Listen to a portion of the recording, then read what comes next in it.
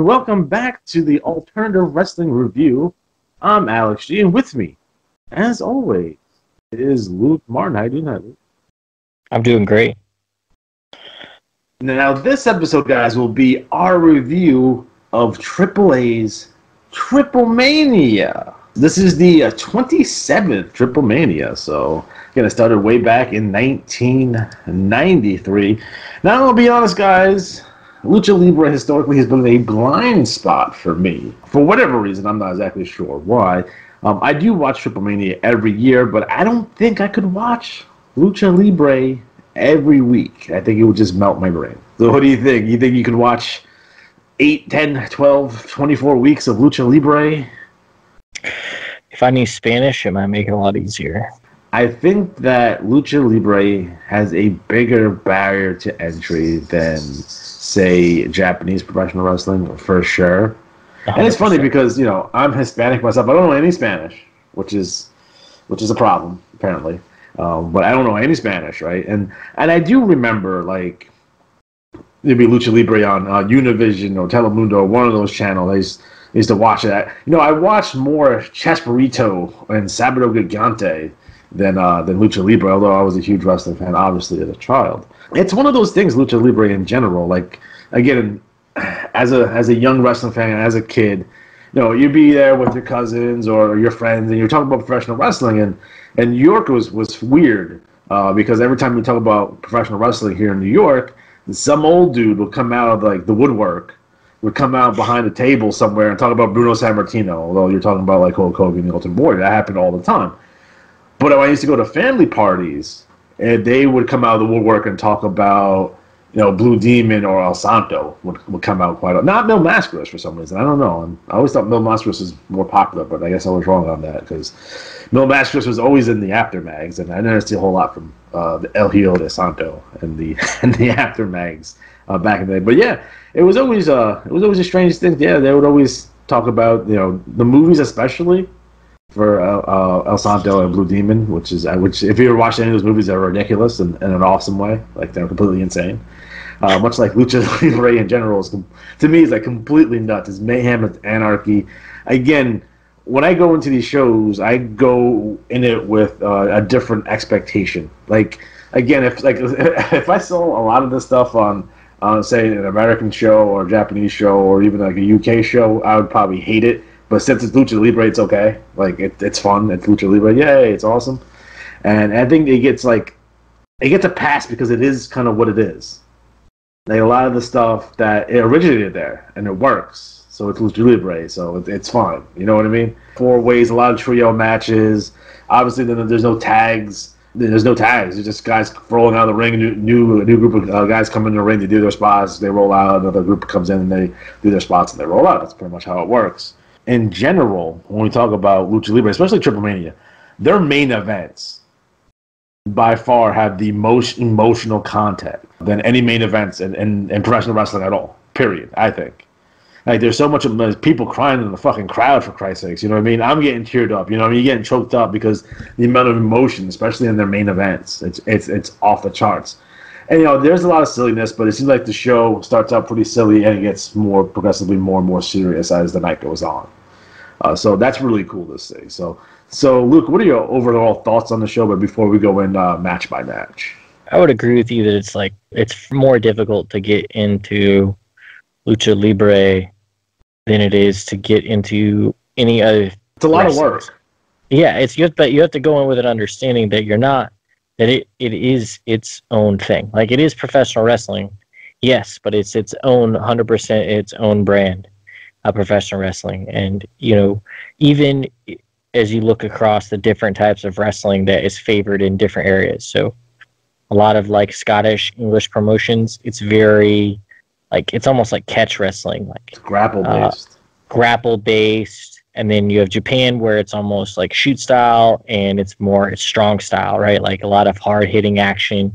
It's more of like a sporting event. And you have American wrestling, which is like, it's more of like a carnival, basically, depending on what you're watching. But yeah, very much like a mixed bag.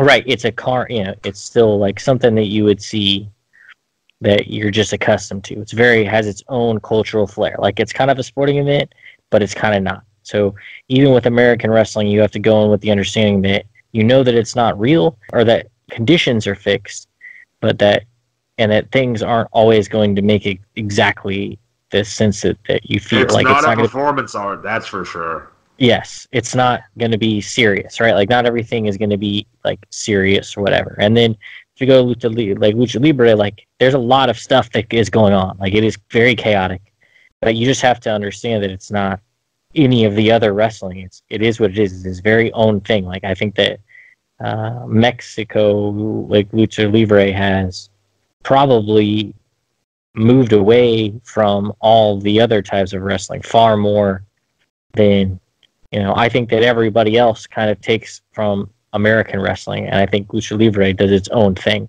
and it actually affects American wrestling more than American wrestling affects I think it. right now, where in the past, if you go back and you watch some of the stuff from the 90s and early 2000s, you can see definitely an American influence on the product as it was changing. Like, Conan was always a big proponent of bringing like an ECW type style to Lucha Libre, and that's kind of been the style, but not been the style, and they go back and forth. But I think if you look at today, I think Lucha Libre is having a bigger influence on American wrestling than the other way around. It's more fast-paced, and it can be more exciting, and there's more room for bigger characters, and they have more to do. But it's a cultural thing, so you have to come in and understand, and it gives you a better idea. Like, you have to have an appreciation for the culture and be accepting that this is not going to conform to what you would expect from an American show. So if you come in and think this is going to be a WWE show or a MLW show, for instance, since we did MLW last time, MLW versus is like night and day. Like, you can't impose your idea of what wrestling is on this show. So that's why it can be harder to watch consistently. And also, if you you have to just accept it for what it is, and then move on and enjoy what it is, because it's awesome. There's like flying, people are flying everywhere. It's hard hitting. It's a weird mix between like high flyers and people just beating the shit out of each other. Yeah. And it's all happening at once. And the way that the ring is set up, the octagonal ring, they're flying everywhere, and it's insane. Say Lucha Libre has the best high flyers anybody in there can do. Even the big guys can move. In a lot of other promotions, you have specific guys that can do that, but here everybody can do it. So they're expected to do it. But yeah, it's good. Like you said, I don't know. I can't speak Spanish, so it'd be difficult to watch week to week. I think AAA would be greatly helped by just having a half-hour weekly recap show, like on Twitch or something, or on YouTube, just to kind of explain what's going on every week so you can keep up. If they did that, I probably would watch like 6-8 weeks out just to have a better understanding of what I'm seeing when it comes to TripleMania. So I think they might be better served by doing that, especially if they're trying to run the U.S. more. Obviously, they made an attempt to running Madison Square Garden. Unfortunately, they didn't sell enough tickets, so they'd move it to the Hulu Theater now, which is it's in the Garden, but it's just a smaller venue.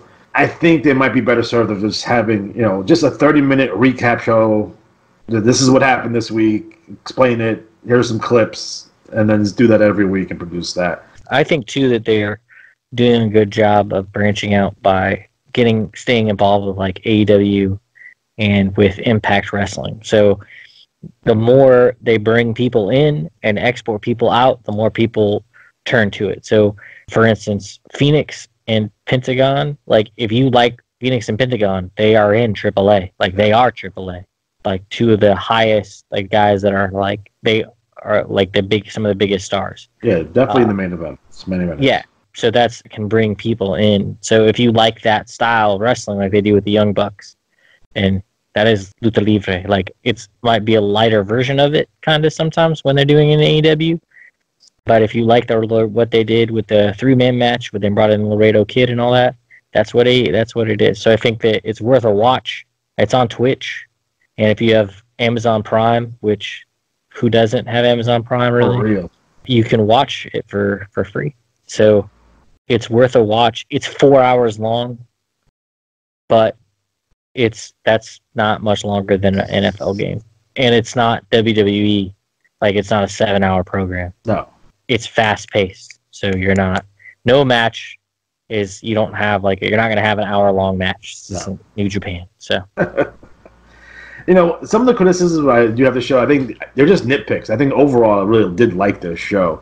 There are some nitpicks overall when it comes to like some of the production, which is weird to me because I'm watching it and I noticed this on the last TripleMania that I watched too, is like the way they film it like it's a house show. Like, they don't film it like a TV show. So like, you don't see graphics, you don't see any of that stuff. It's just, this is what it is. It's filmed. And I was watching some of the older TripleManias from the 90s, and it was produced more like a television show. Then this is just an event that they're just taping. And I don't know if that's due to the restrictions on Twitch. I'm not 100% sure. Again, there wasn't a whole lot in terms of video packages kind of explaining what was going on. There was even graphics saying who each person was, which I don't know if it's a thing anymore that wrestling companies are doing. They're just not going to have any graphics. You should know who they are. It doesn't fucking matter. When you have to look at the little screen in the background that has their picture and the little video to figure out who is who, that's probably not the best viewing experience at home. But in terms of the overall live event, it's like, I want to be there because that looks fucking fantastic. The pomp and circumstance for the show is fucking amazing. Like, I want to be there. Like, I want to be front row at TripleMania. For sure. 100%. Because it looks fucking dope. If I ever went to Mexico, it would be to go to TripleMania because it's so cool looking, and I think it would be so much fun. And it's just a ridiculous event. Like, it seems like everybody's into it. Like, they're buying in. It's not like a WrestleMania type crowd where everybody's like smart. Like, they're not there because they're smart. They're there because they really like it. Yeah, they want to see Blue Demon and face Dr. Wagner Jr. Like, that's what they want to say. That's what they want to like. They're curious about Kenny, but we'll talk about more about that and his perhaps lukewarm reaction that he got in his match in his promo. But we'll talk about that later. And I think people are just super into this show, and it's part of the culture down there. So it's very, very different than up here, 100% for sure. It's part of the culture. It's almost a religious experience to a certain degree, and there's generations of fans in the crowd. Like, sometimes you go to some of these WWE shows, and definitely when you go to these indie shows, they're super indie type shows. Again, you see a lot of 18 to 35ers, right? When you go to Lucha Libre shows, you see little kids to grandma and grandpa. They're probably all in the same family, and it's ridiculous. And that's the coolest thing. And like, again, they talk about the family atmosphere, and it's like, this person is this person's father and their grandfather, and it was really important, the overall history of Lucha Libre, and they don't shy away from that. Even they're trying to do some more innovative stuff nowadays, but they're still really kind of holding on to their history, which is really good to see. They definitely play on that like culture, like a family, right? Yeah. So I think that's cool because in the United States, like, oh, it's a third generation wrestler. A third generation wrestler in AAA is like everybody, right? Yeah. So it's not as prevalent. Like, basically, like, everybody is related to somebody. Very rarely do you have a luchador that is just now becoming a luchador. So someone off the street. Yeah, somebody off the street, and it's more. The only people that aren't are like the Americans that they bring in or whatever. So, and they're very much about that, and I think that's cool because it adds a layer to things. So, if these feuds carry over from generation to generation. So the main event, Dr. Wagner Jr. and Blue Demon Jr., like, Dr. Wagner and Blue Demon had a feud, and that just continues to carry over into the next generation. So you have their sons will have a feud, right? And we'll talk about it probably more later. But they even mention that, like, it's part of the feud, right? And it's part of like, oh, my family is better than your family, and so it's cool. It's different. Like, they don't have stables. I mean, they have stables, but sometimes their stables are also just family. Yeah. And if you're evidently a part of Dr. Wagner's family, you roll like 20 deep at all times. Absolutely. So we're going to start off with the first match, which is actually the first. It's the second match on the card, but the first match was a dark match, which I did not say. So we're going to start with the opener, which is Villano 3 Jr. and Lady Maravilla, who defeated Nino Hagler Big Mommy, who is my favorite female wrestler in the world, and Sammy Guevara and Scarlett Bordeaux, and Australian Suicide and Benia. And this was a 4-way tag team match for the AAA Mixed Tag Team Championship. And what makes this mixed tag team matches different than, say, like the WWE mixed tag team matches, like in Mexico, they don't care if you punch a girl right in the face. No. 100%.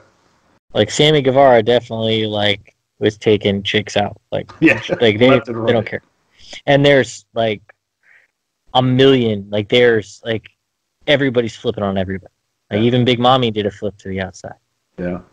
And I think the story of this match was that Hamburguesa and Big Mommy held those belts for an extremely long time, and Lady Maravilla has tried with numerous partners to win that championship, and has resorted to trying to Zeus Hamburguesa, which plays into the finish of this match. So it's a nice little story for an opener as well, so especially for a more gimmicky style mixed tag team match that opens their show.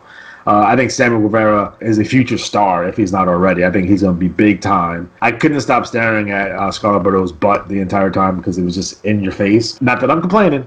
I'm just saying it was in my face, and I couldn't look away. I couldn't look away. So, yeah, and then the thing, too, is with the finish or the end, so Big Mommy had Villano Jr. pinned, but Lady Maravilla pinned Nino Hamburguesa, and technically Big Mommy had pinned Villano first, but the ref counted Lady Maravilla, and that's how they won. So it wasn't. And the ref is a heel, by the way. Yes, so. he is a heel ref, and he does fast counts, and also gets yelled at by the heels. So I thought that was a nice touch. Again, I can't stop talking about Big Mommy. I think she's fucking incredible. Like, I love her so much. Like, I would like to see her, like, legitimately, like, in the WWE being ridiculous, because I think that's so much fun. I can only imagine, like, her versus, like, Becky Lynch or something would be fucking insane. Yeah, she can move. She can go. She can work. She can work. I mean, she's not like, she's a different type of big. She's not like a Amazing Kong big, which is like intimidating. But she's kind of intimidating in a way, but she doesn't look intimidating because the way she dresses. Like, if you have not seen her, check her out, dude. It's fucking insane. Like, her ring gear makes her look bigger too. Yeah, because she's like 238, which is still pretty big. Yeah, her father is Mago Fantasma, so everyone should know who that is. So again, like, it's a family affair over here at AAA. You know what reminds me? You ever watch Nacho Libre? The movie Nacho Libre? I've not watched it, but I know what it is. You know, like the wrestling promoter's daughter in that movie that falls in love with a Skeletor? Like, it kind of reminds me of her a little bit. 100%. So again, I thought this match was a lot of fun, man. I mean, you know, I'm not a big fan of, like, intergender wrestling like that either, but this was fun. Like, I don't know if we could watch a, like, Sami Callihan versus Tessa Blanchard match and be like, you know what I mean? But this was awesome. Well, it didn't seem like that. It wasn't presented like it wasn't, they were just a bunch of workers in there. It wasn't presented like, like, that's why the weird thing with WWE, too, is, like, if you have Braun Strowman in there with anyone that's a female, that's stupid. That's not even fair. Like, there was nobody that was, you know, they didn't have, like, the biggest dude on the roster out there. I like the team of Braun Strowman and Alexa Bliss because I thought that was fun. But imagine that as a match. Like, yeah. Like, why would you ever tag in Alexa Bliss? Like, why? She could stand there and be his valet because he doesn't need any help. He's got it. He won a tag team with a child. So, yeah. Like, again, we're sitting here talking about how hard it is to get into AAA, but no child won a championship at this event. No children were harmed at this event that we know of anyway. Yeah. Well, Cody they start young too. Again, you know, AAA, in Lucha Libre, they start young, so they'll start at 14. Not even fuck. Well, Japanese Joshis start at like 12. I know. It just feels inappropriate. Well, I mean, they're not out. Just depends. If you I don't work, know you if they can work. still do this, but they used to have like retire at 29, like or 25 or whatever.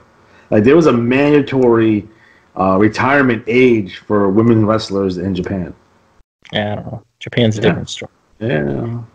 But yeah, so the match was the match. It was neat. It was cool. It was fun. It was an opener. It was only 12 minutes. It was good. So, yeah. And overall though it was pretty good. Next match we had the three-way trios match. This is for the vacant AAA World Trios Championship.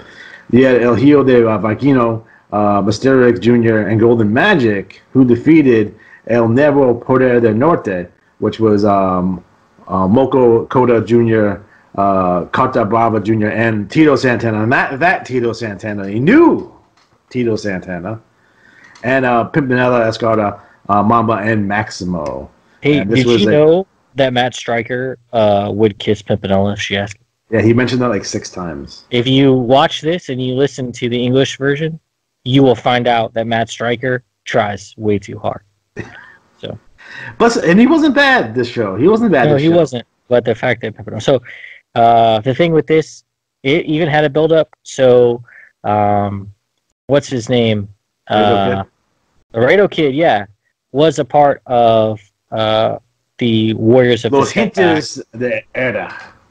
Yeah, and he left, and Golden Magic replaced him, but they were stripped of their titles because they don't do Freebird rules in AAA. So, El Hijo del Vaquino, Mistez Jr., and Golden Magic were the new ones. So technically, they won the title that they already have. And by the way, El Hijo del Vaquino is amazing. He can literally fly. Like, he is not a person. Like, if you think that Pac, if you think that Pac is and Ricochet, El Hijo del Vaquino is insane, insane. And then they had the power of the North, and they were pretty good. And then Las Frejas Salvaje, which is the fuzzy strawberries or something. Yeah. So they were exoticos. So if you don't know what Mexican wrestling is, and you don't know what an exotico is, then you might be confused, because you may not know that in Mexico they don't care. It's like a gimmick. So they are like basically women. Like they're like, I guess, they're men dressed as women. Yeah, they're men dressed as women, and it may just be a gimmick. It may be they may be like homosexuals. They may be transgender. You don't know. Does not matter. No one cares. No one even bats an eye. Because they're awesome. Exactly. So Sonny Kiss, if he wrestled in Mexico, no one would care. Like, it wouldn't even be a second thought. And his whole moveset, I would say that after seeing this and seeing Exoticos, I get where Sonny Kiss's gimmick came from, because he basically does everything that they do. It's pretty interesting, and I thought it was cool because nobody cared. I think Stryker didn't mention Sonny Kiss in this match. He did something about his ass, though, and that, because he's trying too hard. So we get it. You're not homophobic, bro. We understand. Like, you don't need to keep telling us. It's all good, bro. We got you. Yeah, it's all right. We're trying to watch it. But yeah, they do, like, if you've seen Sonny Kiss, he just kicks ass, and that's what they did. They just kicked ass. No one cared, and they would like kiss the other wrestlers, and the other wrestlers would freak out. But it was all part of the gimmick. Like, I don't think that it wasn't mean spirited or anything. No. So, and it was neat, and no one cared, and no one made a big deal out of it. It's been something that's been around forever. It's like part of the deal. Yeah, and I think it's neat to see that. It's refreshing, because you don't really necessarily associate that with like kind of that macho culture, and that's just not in Mexico, but in the United States, period, or most places. But they don't. It doesn't matter. It's part of Lucha Libre. Why Lucha Libre is more a cultural thing than it is just a wrestling organization. So, but it was cool, man. It was interesting. Everybody was flipping everywhere, and people that you didn't think could move like that, like Maximo. Maximo probably had the most fluid moonsault. Oh, for real? Of the night. Yeah. So, and he does not look like he should be flipping. No, he's like 38 years old too. He's not a young cat. No, for sure. Pimpinella is like 50. Yeah. So they've been around for a very long time.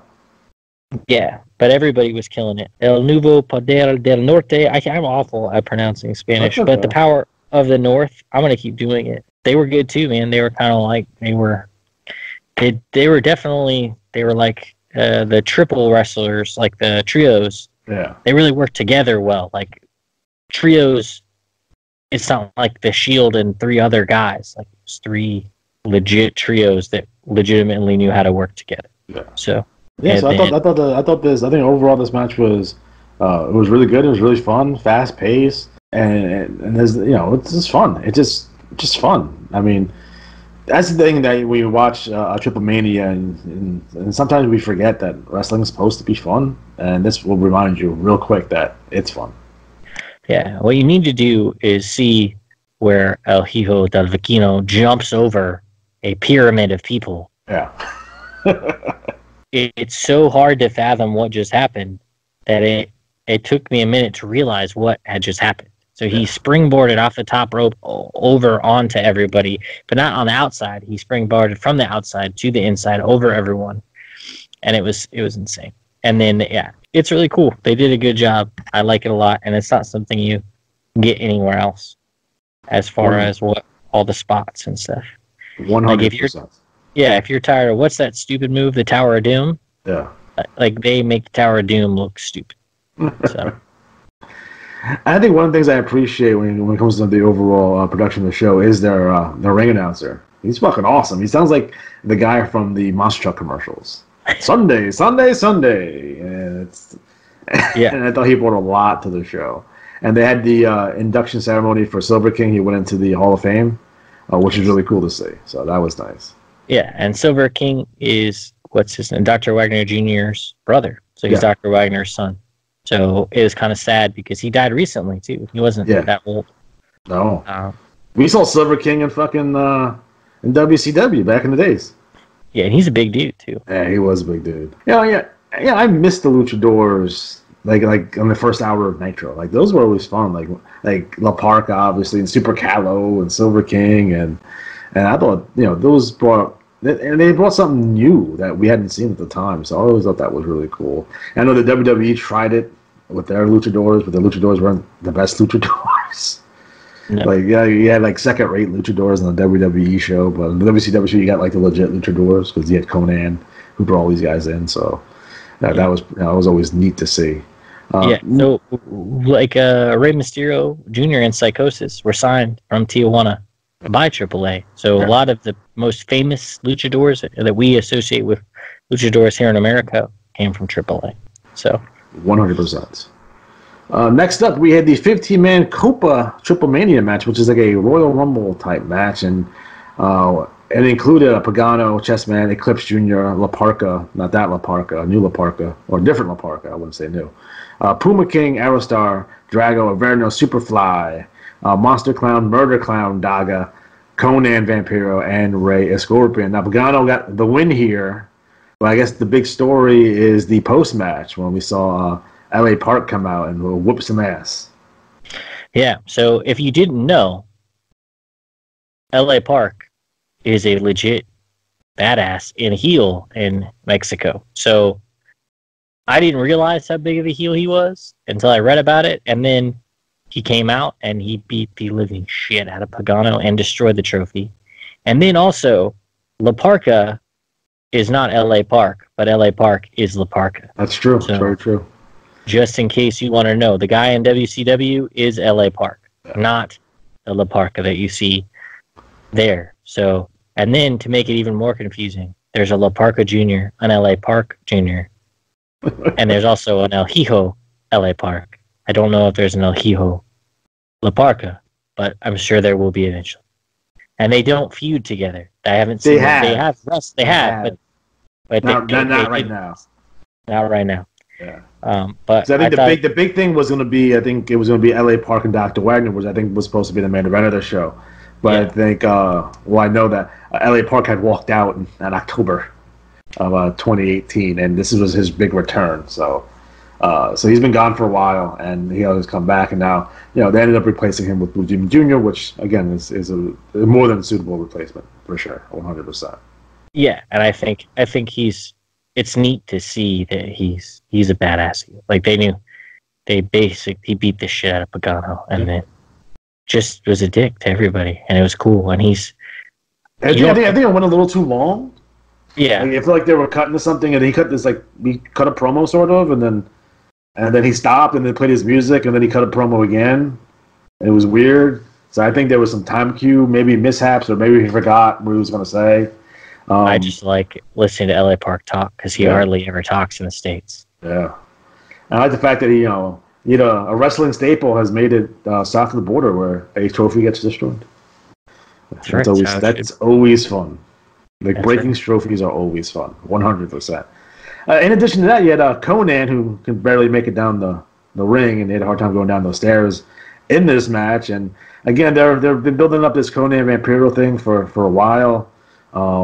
I don't know if anyone wants to see it because I think I would just feel bad, watching these two guys who clearly not through the fault of their own, they're just physically unable to because there's such.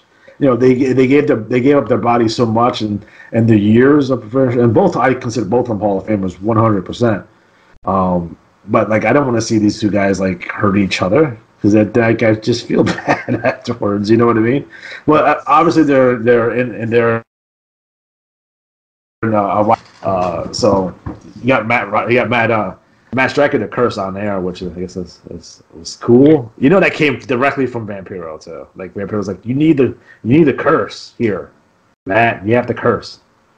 Yeah, well, it worked, and I thought it was funny. It was okay. When Conan came down, he wasn't out there wrestling, taking guys on, which is nice. He was just sitting in the corner, letting everybody else defend him.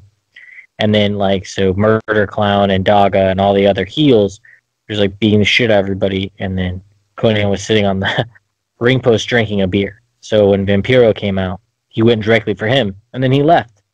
So at least they were smart about what they did. Yeah. And Conan did cut this promo for no reason earlier in the show. Yeah. I don't know what was the purpose of that. Just to be a heel, I guess, to get maybe the appropriate reaction. Well, he said that he was going to make history. So he said that he was saying that he was going to come back out, and he's going to show them he's going to make history that night. And I guess what he was saying was he was going to go in and win the Copa TripleMania. But he didn't because luckily Vampiro came out and made sure that didn't happen.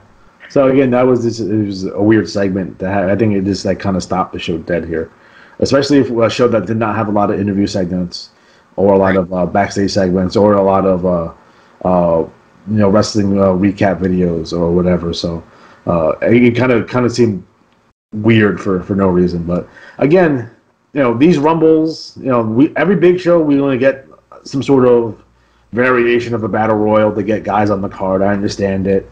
It was fine. It was cool.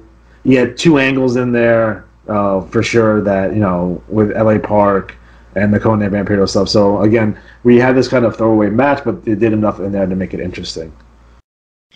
I also, I don't know, I just thought it was a good way. So in Lucha Libre, they have a mystery lucharette, a mystery person. Yeah. You'll see that when we talk about the next thing. But they did it in this one, too. So that's neat, too. I like that idea that at least there's always the chance that, somebody that's unexpected will appear. And they always do. So you just kind of have to wait and see. So it's kind of like WWE, but not in the sense that, they're not just, I don't know. It's just, it's exciting because you'll see, because when they come out, they have, themselves on the screen, and it'll be a mystery, and then finally their music will play. So they don't just walk out, right? And it was just, I thought it was cool. I like that whole aspect of the thing. And for some reason, or the English announce team didn't seem to have any idea how many people were in this match. So it was 15. It was kind of frustrating, but they don't get a run sheet or something. No. Yeah, they're just go out there and call it, man. I don't know.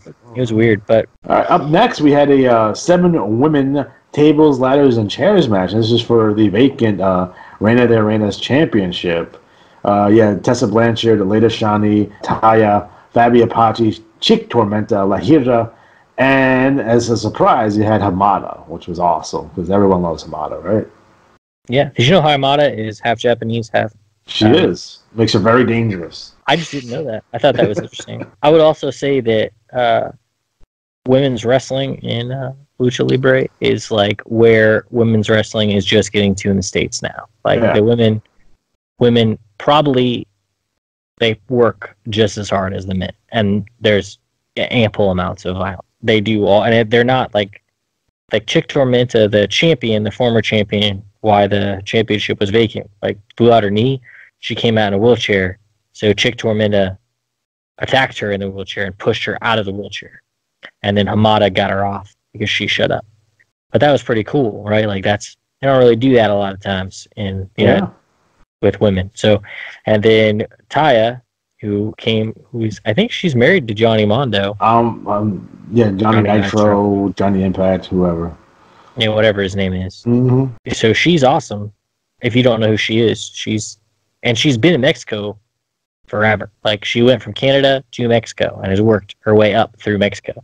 But she stapled her headshot to Chick Tormenta's head, and then Faba Apache literally just stapled her head. So and they hit each other with cookie sheets, chairs, and ladders, and all kinds of stuff. But the funny thing is, so when the match started, they were all coming down, and Lady Shani brought her daughter. So that was cool. Her daughter came down with her. That was awesome. So it's funny because they're very much about family, but like when it's time to fight, it's time to fight. Like, so there's no like violence is an accepted part. Like they're out there to fight. Like it's not, and they beat the shit out of each other. And it was, and Fabi Apache is pretty crazy. And even after the match, they were still talking shit to each other.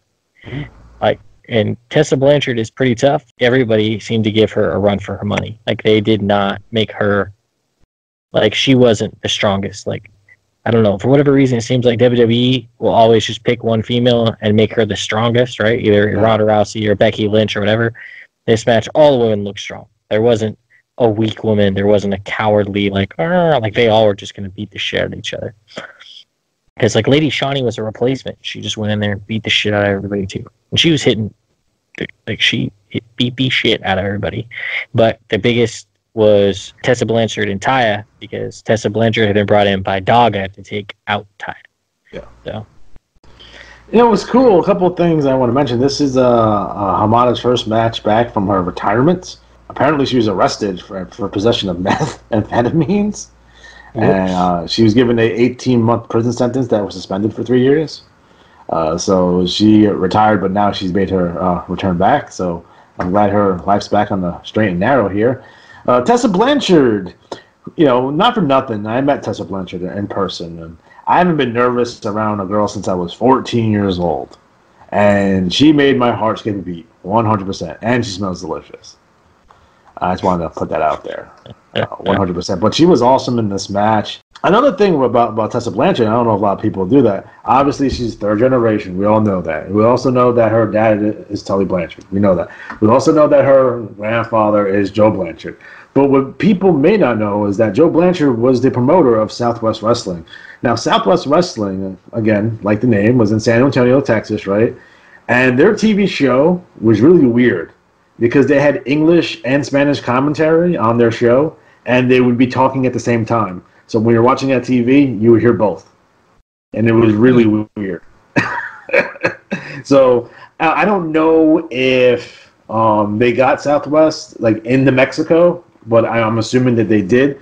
So the Blanchard name may hold more weight in Mexico because of who her grandfather was and that Southwest promotion than maybe some other Americans coming in.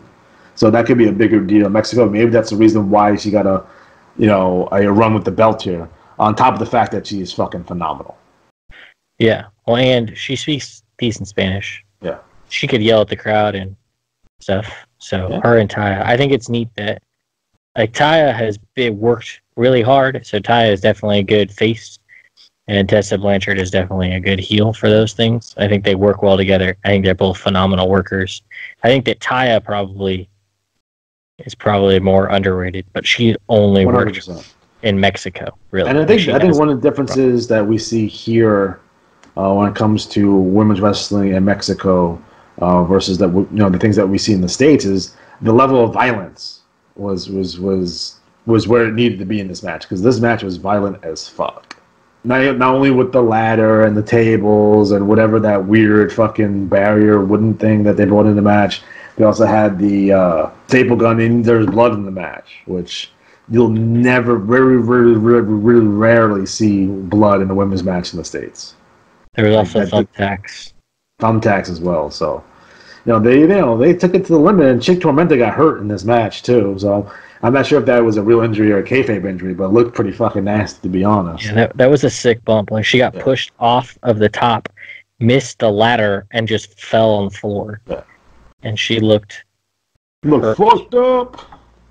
But they also mentioned that Tessa Blanchard might have pushed her on that away from the ladder on purpose. So maybe which was a smart play by Stryker to call that. Yeah, because she did it on purpose. Yeah, because it puts her over. I don't know what happened. It looked like she just missed. Yeah. Or she fell the wrong way. But either way, it looked like awful. But the match just kept going. Like, nobody stopped. The medical just came out, threw on her board, and walked out. No big deal. We got it. It's all right. Just keep going. Good in the hood. So Tessa Blanchard is your reigning and defending Reina's champion. And the current champion was out with an injury, which one of my favorite things in wrestling I wish they would do more of is people getting attacked in wheelchairs. Because I find that shit fucking hilarious to me. Because they're so mean. Like, it's so uncalled for. Like, Chick Tormenta went out of her way to walk up to the top of the ring and just kick the shit out of this chick and knock her out of a wheelchair. Like, I thought that was a heartless heel.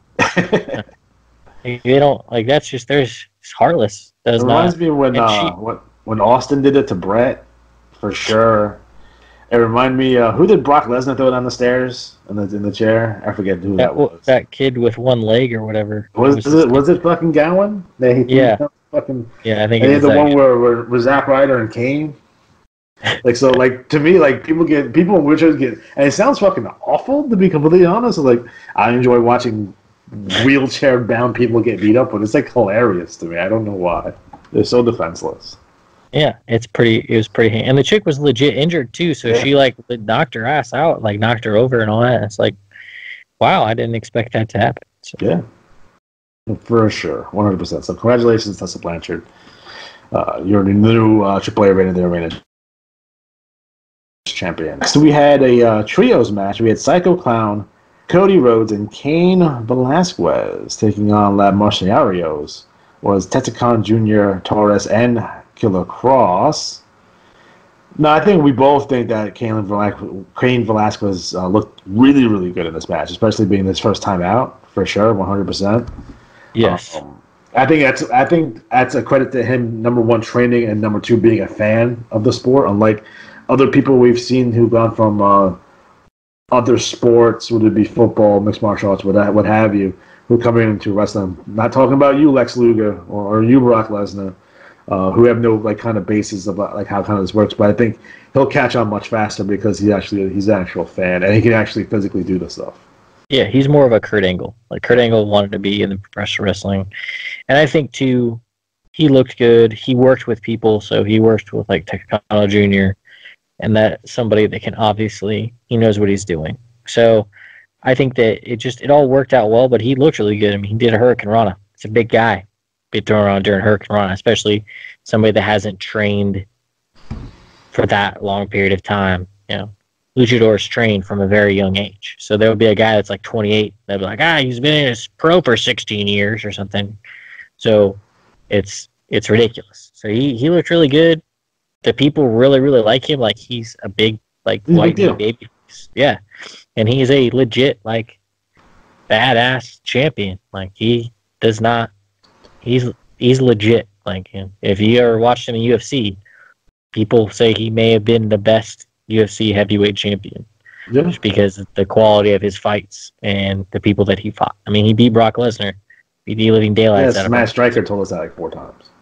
Did you know that? No? I was aware of that. My biggest concern with Cain Velasquez is that there was always talk about he was going to the Performance Center. And I was concerned that Cain Velasquez would have been Brock Lesnar's non-union Mexican equivalent, and they would have trained him to be Brock Lesnar, just the Mexican version of it. So I'm glad he's in AAA.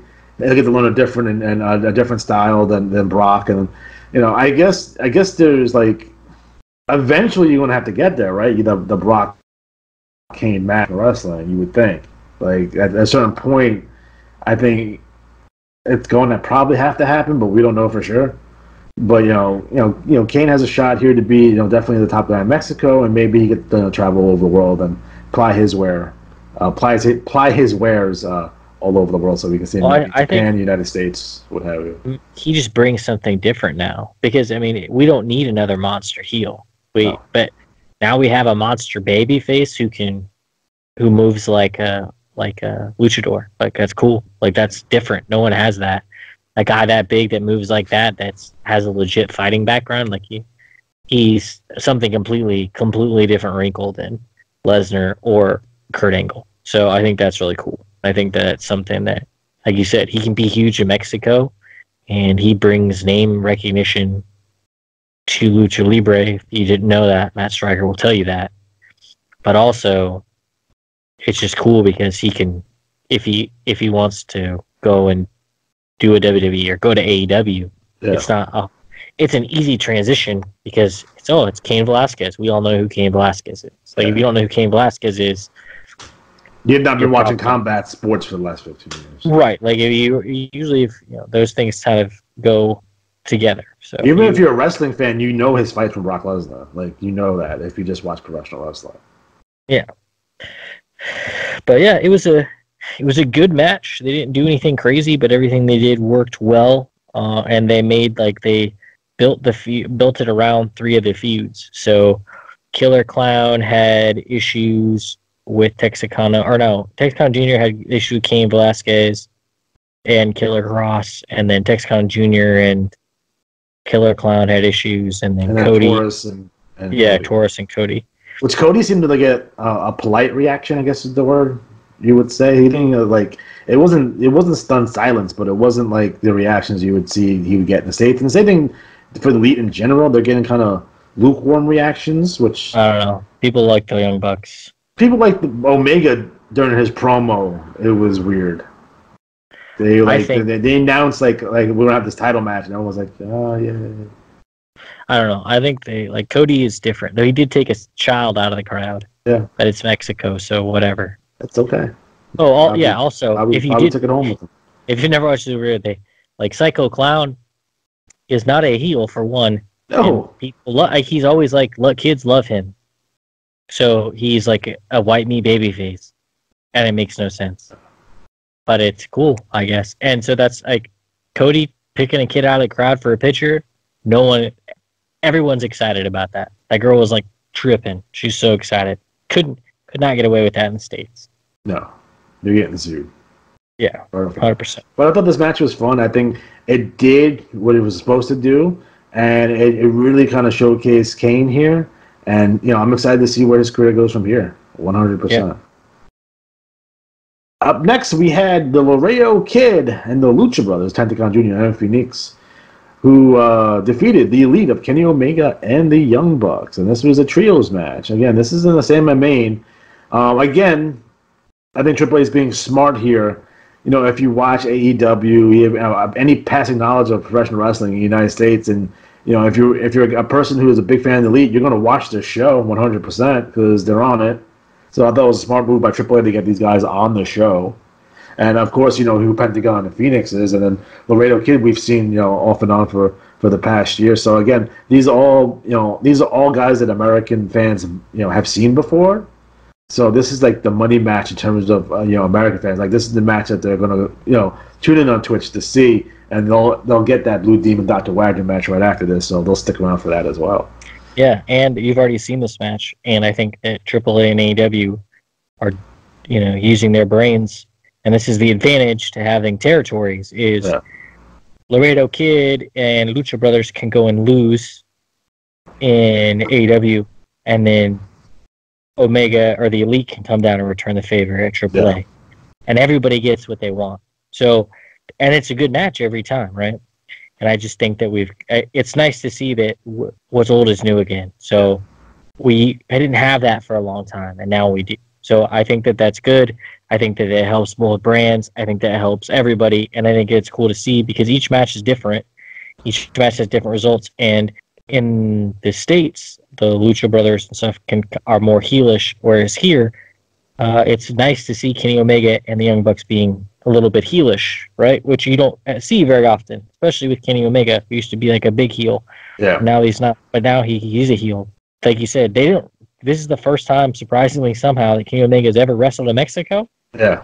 People didn't really know him. No, again, that goes with the weird reaction he got.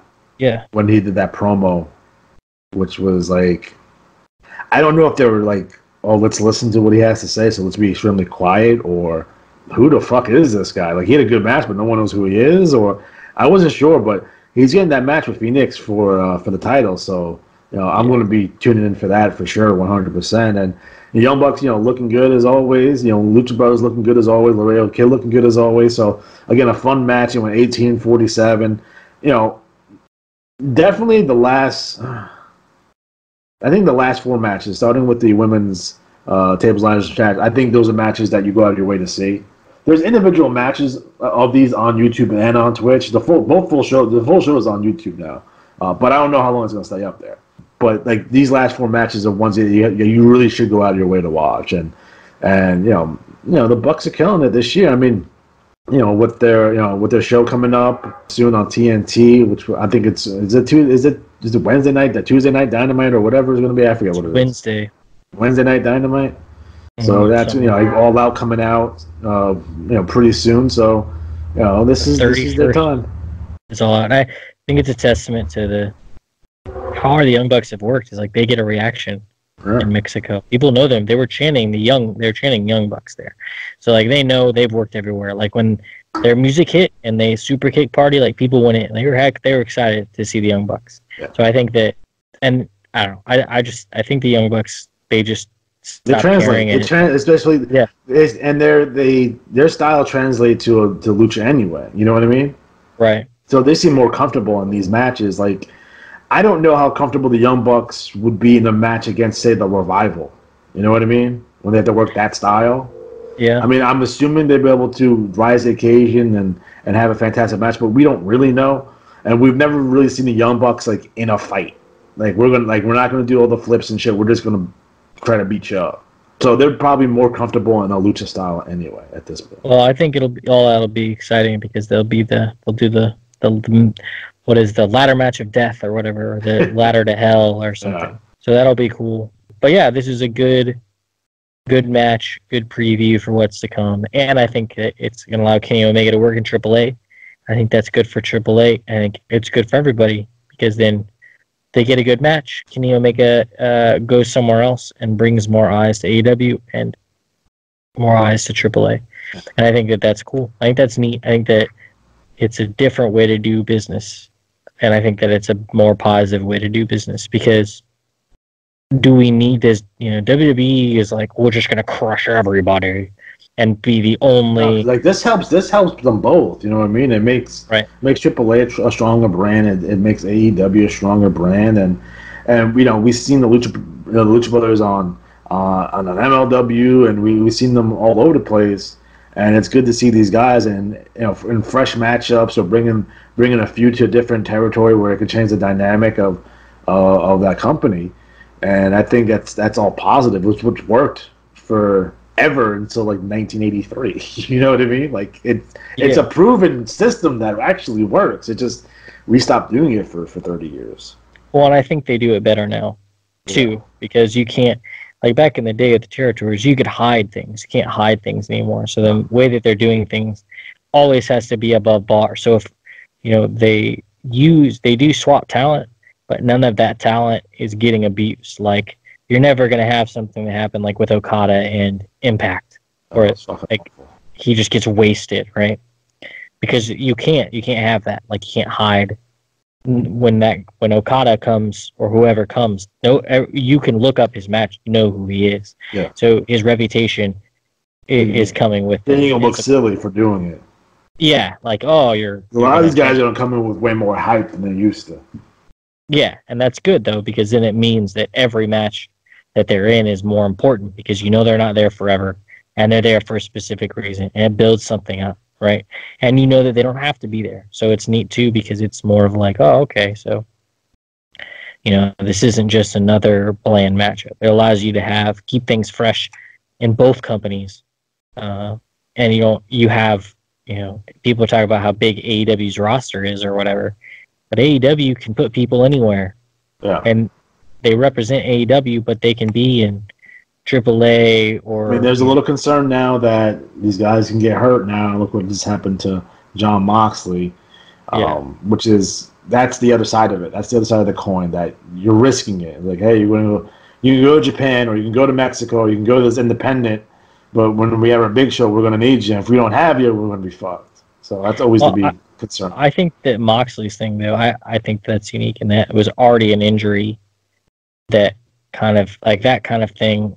It wasn't a new injury, meaning like I don't think he injured it while he was there. I think it just happened. So it was more of like bad set of circumstances. It's not like he broke his leg at like a New Japan show or like blew his knee out or something. Well, it could happen. It could. They need to be. But if WWE has taught us anything, it doesn't matter. You can work for the same company, but when you work 200 days a week, you still break stuff. Yeah. So I think they don't work all that often, really. So they're less likely to get injured than they would be if they were on the WWE schedule, which is kind of weird. And yeah, it sucks that but again, he's not out forever, and that match can happen at different times. So yeah, it sucks that it doesn't happen at All Out, but I don't think it's that important. Honestly, I think it might be better. I think it gives the championship match more attention now. Because, I mean, it sucks. I would like to see the match, but it's not the only match that I wanted to see on the card.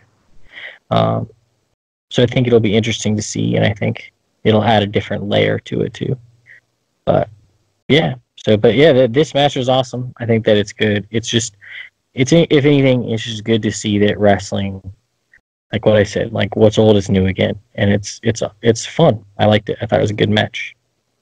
Speaking of what's old is new again, we had Blue Demon Jr., who defeated Dr. Wagner. This was a mask versus hair match, and this was just a fight. This was a street fight. This was blood and guts, and this is something that we don't get in the States very often. This was like, holy shit, the amount they bled buckets. It was a bloodbath.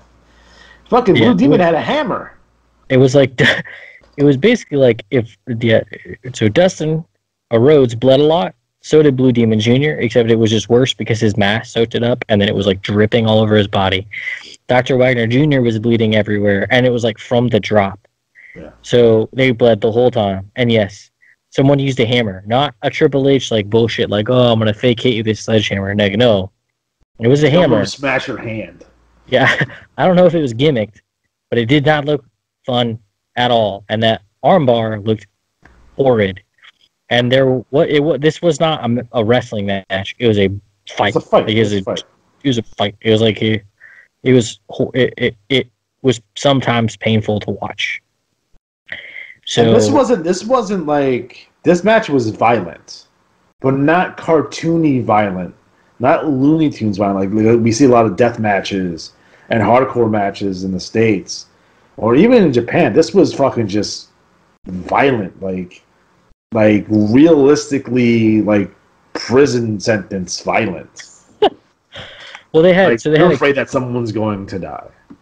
So they had a cool way to set it up. So they had two like little lifts, like on cranes. So they lifted up Dr. Wagner and a Blue Demon on these cranes, and then behind them was the jumbotron thing, and so it showed what had transpired. But the cool thing was that all you could see was them standing there, and then this going on behind them. So it looked really cool, the way that they framed the shot. So it looked like they were just kind of like floating there almost while this stuff was going on behind them. And so you could see all this like bad blood and everything that happened. So I thought that was really cool. almost surreal. And then, you know, with Silver King having died, Dr. Wagner Jr. kind of, you know, dedicated the match to him, and then all the Dr. Wagner family was all dressed like the original Dr. Wagner, who just wears like a white mask and white gear, which highlighted the blood because he was soaked in it, right? And then it was insane. Like, it was just insanity. Like, so the end of the match, he hit him with a piece of concrete. So I've never seen a piece of concrete used as a weapon in a match before, but I will say that it's pretty cool because it blows up. It's like almost as cool as a guitar, except it looks more dangerous than a guitar. But it wasn't all just weapons. Like, they use a lot of weapons, but I mean, the arm bar, like, basically Dr. Wagner, like, he just fought through everything. So he only lost because he got knocked unconscious or whatever. And they immediately rushed into the ring, and like, they were trying to like tape up his hand, but he still like did the right thing and like let him cut his hair. So he had like a ponytail. So out of respect for him, Blue Demon Jr. let his family like start cutting his hair. So they cut his big braid, and so Dr. Wagner Jr. handed the braid to Blue Demon Jr. And then he cut his hair, and then they finished cutting his hair, and then he's like cutting a promo. And obviously I don't speak Spanish, so it's probably more impactful than the way that Stryker said it. But what he's basically saying was like, I wanted to show you that I'm a real warrior. I'm not like you. I don't cut corners. And I wanted to show my family what a real warrior, like, basically like super emotional. And then Blue Demon Jr. is like, yeah, I'm better than you. Like, I won. I beat you. He's like, you know, my family is going to be, my family are going to be greater than your family. So it's pretty intense, like, stuff. Like, it's heavy. Every time I've seen a match, a mask versus mask or a mask versus hair match, it's always really heavy. The match I saw where Dr. Wagner Jr. lost his mask, like, tears. Yes, could not understand a word of it, but I almost cried when he lost his mask. Like, it was you could feel the emotion, like the language barrier, 100%. But it didn't matter. Like, I could feel what was going on. It was hurt. It hurt. So it was. I don't think this match had that much emotion because he lost his hair. I think that if Blue Demon Jr. had lost his mask, would have been even worse. Like, that would have been devastating. Because there's a lot more that goes on because of the history. 21-0 streak. Yeah, and his dad never lost it. He got buried in his mask. Yeah, original Blue Demon. Yeah, buried in his mask. So, yeah, it was really. It had a lot to it. I think that Lucha Libre, when it comes to these types of matches, that you cannot duplicate that type of emotion in a match. It's not possible because it's something real. Like, even though it's not real, it is something it was real. It's real. Like, there's real pride on the line. Like, you can tell that it seemed like it shit matters, right? So, and you have to give something up. So even though you can wear a mask, once you lose it, they usually take it off anyway, like in the match or whatever. But to lose your mask is a whole different thing, right? It's like to actually lose that. That means someone's taking your mask away. Take your mask and you can never wear it ever again. Right. It's ultimate disrespect. So at 2 points in the night, Kenny Omega took Phoenix mask off, which I think got him over as a heel because it's super disrespectful. And then Killer Clown got his mask taken, and somehow he had an extra mask from the crowd, evidently, which I guess is not all surprising because there's a million different people wearing his mask. And he got it back on, but it's like super, disrespectful or whatever. So the fact that, and I guess losing his hair, basically it's just another man beats you and he's taking something from you. He's taking your pride. And I think that you can't duplicate that anywhere else. Like, it's just hard. Like, I don't think if you put that same match in the States, the same promos at the end, I don't know if you'll get the same reaction to it. Yeah, I don't think people get it. I think it's a cultural thing. It's about pride. It's about family. It's about legacy. And I think that we can use those words, but especially with American wrestling, like, your legacy is just whatever it is. Like, you know, like it is what it is. Ric Flair wrestled till he was 1,000. You know, he doesn't really have anything to lose. Right. Whereas that mask, right? That's like a tangible, and that's something that's passed down. That's not yours. It's something that you are defending, right? Right. It belongs to your family. Right. It means more than just it's not just yours to lose. It's your family's to lose. So even so, you know, you can't. You know, that mask is lost. So I think that was cool. But yeah, I think if you just wanted to watch one match, that would be the match to watch. Watch the main event for sure. Yeah, you don't have to know what's going on. Just know that mask versus mask. And I think Stryker did a good job of emphasizing the important historical points. 100%. This is where he shined. Yeah. Now, Dr. Wagner did retire at the end of this match. He did. But he did retire. But then the next day, he said he's not permanently retired. And on August 10th, he's like, "No, my retirement's canceled." So he's no longer retired. Well, I knew that he didn't retire. So that he said he retired, and then I was like, "Nah, you didn't." Nah. So he did pull whatever American wrestler pulls. Yeah, everybody else, Ric Flair. But yeah, he's not retired. But he's cool looking, man. Oh, dude, he's fucking badass, dude. Like, when he took off his mask, I was like, this guy is fucking cool looking. Yeah, that's what I was thinking, too. When he took off his mask, when Psycho Clown took it off, I was like, this guy looks more bad. But, oh, God. But that match was crazy. If you want to watch a match that's super emotional, watch that. Like, him taking his mask off. So, when they Lucha Libre, you don't say your name, right? Right. Until you take your mask off. So he took his mask off. He had this like old like graying goatee, you know, and he just looked like this old warrior, and like he's like all emotional about losing his mask, and it was insane. Like it was rough watching him lose his mask and say like, oh, you know, this is me, and like his kids were in there. It was crazy, man. Like he looks badass. It's like he looks like the guy that you would think would be under that mask as an older dude, and he just fits the bill.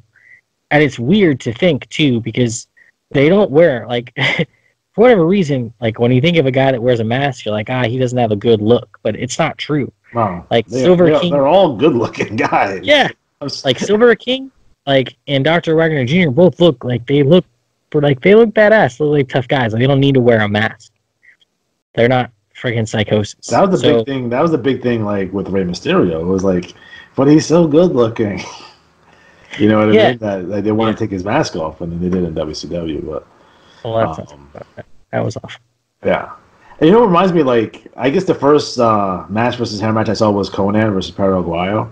If you ever watch that match, it's fucking crazy. Also, like when someone says like fucking hair versus hair, or fucking mask versus hair, or mask versus mask, like you know that match is gonna be crazy. So check out those matches, 100%. Yeah, they did something about Perro Aguayo too. I guess he just recently died. Yes, it's even sadder. Was that's Perro Aguayo Jr. No, Perro Aguayo. The original Perro, the Perro Aguayo passed away on July 3rd. Yeah, Perro Aguayo Jr. passed away in a ring. Yeah, with Rey Mysterio. Yeah. That's sad. That's right. He was like, speaking of him, he was like that Taya chick. He helped her. Like he taught her, and like he brought her along too. So, but yeah, that was sad. They talked about him in that too. So, but yeah, I don't know. Perro Aguayo was in the 1997 Royal Rumble. Let's not talk about that either. That's how a partnership isn't supposed to work. Like Mil Mascara just like shows up for 5 seconds, gets dumped out. Yeah. But no, yeah, I don't know. How come we never see Mil Mascaras on any of these like shows? Like I've watched a bunch of TripleManias, and like I don't see him ever making like an appearance. Like obviously he's not going to wrestle, but because he's maybe like he's in CML. Maybe he's in CMLL. I have to look. I'm not sure. Let me see. What's the last time that he did? So the last thing he did was in 2013 in Japan. Oh well. So quick. So CMLL, okay, is the WWE of Mexico in the sense that they're actually the oldest promotion in the world. It'd be like more. It's probably more like the AWA. It's like it's very conservative, very old school. They haven't changed the times where, like AAA, because they broke away from CMLL, was more like, oh, we're going to be more current, and we're going to take more chances, and we're going to change a lot of things. Yeah, there's a big difference between the two. Like CMLL will not have like a ladder match. Like very rarely are they going to have a gimmick match. They're never really going to bleed. They're not going to curse ever. Like it's very like straight. Frowned upon. Yeah, yeah. They run like the same arena like every fucking week. They own it. Yeah, they own the arena. Yeah, they built it. So like, you know how crazy that is? Like, yeah. So basically, I guess it isn't the AWA. So basically, they didn't want to push younger wrestlers. So the founder of AAA took with Conan. Yeah, with Conan, took all these younger wrestlers and took them to AAA. And then that's how AAA got started. And then Conan went to WCW, and then a lot of so that's the progress of that. Yeah. But I would say that AAA is more AEW, and CMLL is like AWA. Like it's very conservative, straight lace. Like not a lot of shenanigans and tomfoolery in terms of lucha libre, anyway. Yeah, they have so many titles. Like, there's literally any title that you could possibly think of, they probably have. So it's weird. Like Mexico, like they had a union for a while. I don't know if they still do. Like a wrestlers union for a while. It's weird how like I'm fascinated about how that kind of works and how it works with the television stations down there. And it's all like it's super fascinating, but it's super like confusing also. Like when you hear people talking about it, like what? That's crazy. There's a union in Mexico? Well, Lucha Libre is like weird too, because like El Santo is bigger than anything. Like, yeah, he's Hulk Hogan. Bigger than Hulk Hogan in the United States. 100%. Probably like, I guess the closest now would be, in terms of mainstream people, probably be The Rock, but he's probably bigger than The Rock in Mexico. I would say he's probably like Inoki would be the biggest. Inoki, Ali, he's like an Ali level. Yeah, he's huge. Like he's like, you know, your grandmama know who he is. You know what I mean? That kind of shit. You know what I mean? Like anything that you watch, usually, even like so, like the movie Coco, there's a masked wrestler in it. That's El Santo. So like he is a part of that culture. Like he is humongous. So Lucha Libre is like insanely popular. I don't know. It's very weird. It's not like the United States. It's part of the culture. It's 100%. It's like it's almost a religious experience. I would consider it almost not to be blasphemous or whatever, but it kind of has the same kind of like cultural impact. But it's crazy. It's just like you have this whole other thing that's in professional wrestling, but it's this it's its own thing. Yeah, well, like Conan was in soap operas when he was in Mexico. Yeah, like these guys do movies and they're mainstream. Yeah, and it's not, you can also get the old school sticker books from Panini, in case you wanted to get those little stamps. I remember getting those when I was a kid, so if you want to go to Mexico, you can collect them. Yeah, I used to have a New Kids on the Block one for some reason. I don't know why. I didn't like that. That's kind of weird. Donnie's was my man. Yeah, that's kind of strange. But no, yeah, so it's different. So whereas like United States wrestling has always been kind of like some weird like carny sideshow shit, in Mexico it's not, for whatever reason. Even though it came from American wrestling, like across the border, EMLL, which is what CMLL used to be, they started out and it was just like normal. Like this is like way like 20s, 30s. Started out like American wrestling, and a lot of their talent was Americans. Yeah. And then for whatever reason, masked wrestlers got over, and then they just started putting masks on everybody. And then El Santo like went through the stratosphere, and ever since then, it's like a whole thing. So, yeah, man, watching AAA, I would do it. It's fun. It's interesting. It's something unique.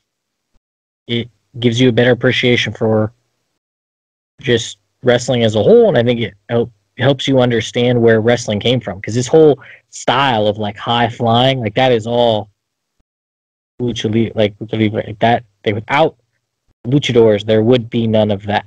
Like it wouldn't exist. That style wouldn't be right. So anything, even like stupid stuff like a moonsault, like that is from That's Lucha Libre. Like anything, like all these high flyers, or even like the '80s, like the Rockers and all that. Like all that stuff, it all came from there. So we owe it a lot. Like it has influenced. It has influenced wrestling as a whole far more than we have influenced it. In the sense that, yeah, we added like our hardcore elements, like that kind of blood and guts and gore kind of thing in the '90s, but really the actual wrestling, like the style of wrestling, and just people making it just kind of like an everyday part of what they do. I think that's it's just more, and it's cool to see and understand, and the history of it. I like history. I think it adds more to it. And again, I don't think that like hair, mask versus mask, hair. I don't think you can get as much emotion out of a wrestling match, no matter where you're at. Like it's just not possible. It's very hard, very very difficult, especially even if you're with the fans nowadays, especially in the United States. It's like they're gonna fucking shit on everything. You know what I mean? You can never have that moment. It's very very difficult. Yeah, and it's not even about like the work or the work rate or the moves. No. Like, it doesn't matter. Like they could just. It doesn't matter. Like it's just about what's going on. It seems like it matters. It seems like they care, right? I think that's hard to do, and I don't think you can duplicate it. I mean, even when you're wrestling for the rights to a child like Rey Mysterio and Eddie Guerrero, no one cared about that. No, but a mask, something real, bro. Kids, not so much. I heard he's going to be a wrestler now. You know that? That's right. That's heard the rumor too. I heard the rumor out there. That he's going to be a worker. We'll see. I think his gimmick should be abandonment, and he should have a feud with his dad. He should be. This is ridiculous. Yeah, I think he should feud his dad. I think that they should bring back what's his name, Chavo Guerrero, and claim that they did a DNA test and they found out that he's actually Guerrero, and that he should wrestle his dad. Yeah. I think that's what they should do. And then he should change his name to Guerrero for a while. All right, guys, on that note, we are officially out of time. So, for Luke Martin, I'm Alex Tate.